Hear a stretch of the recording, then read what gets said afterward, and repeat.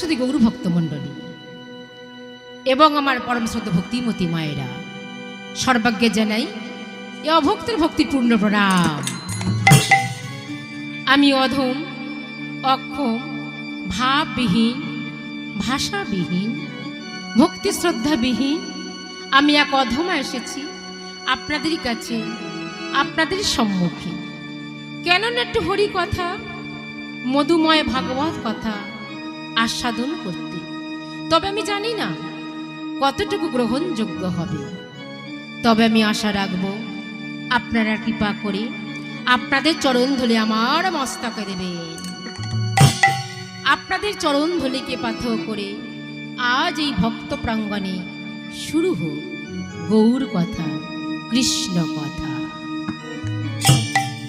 কলিকাতায় প্রায় 65 মাইল উত্তর শ্রোধনী গঙ্গার তীরে প্রধান তীর্থ শ্রীরাম নবদ্বীপ আজ 40 বছর পূর্বে সল্মিক শাসনে অত্যাচারিত ও প্রপরিত জনগণে আত্মহাহাকার ঘনিয়ে এসেছিল এক হিন্দু জাতির জীবনে দুর্যোগ পূর্ণময় মুহূর্ত।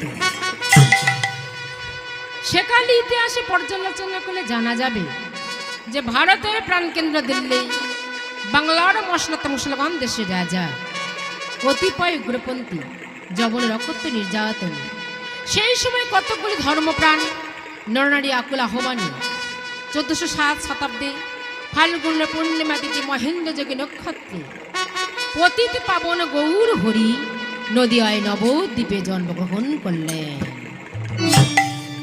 প্রাণ গৌর আমার ভক্তগণকে সঙ্গে লোহে মধুর কৃষ্ণ নাম বলতে বলতে চলেছেন ওই সুরধ্বনির ওপার দিয়ে।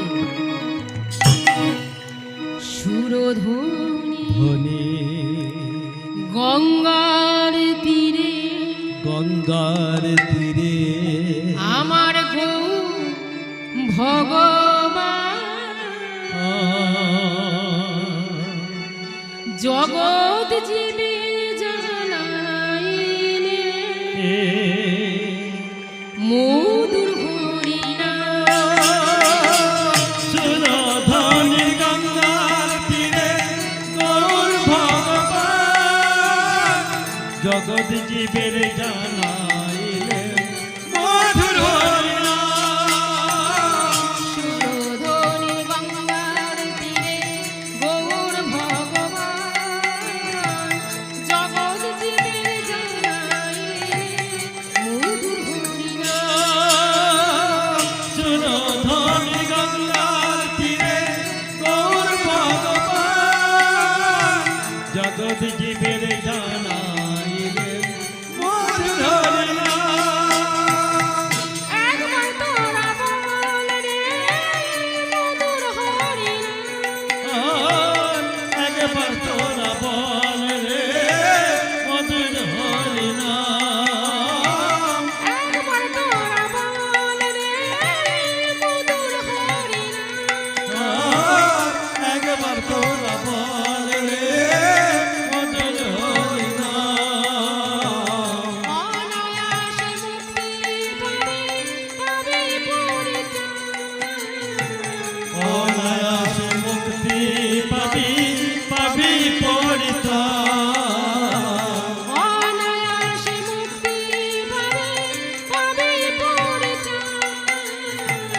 অনায়াসে মুক্তি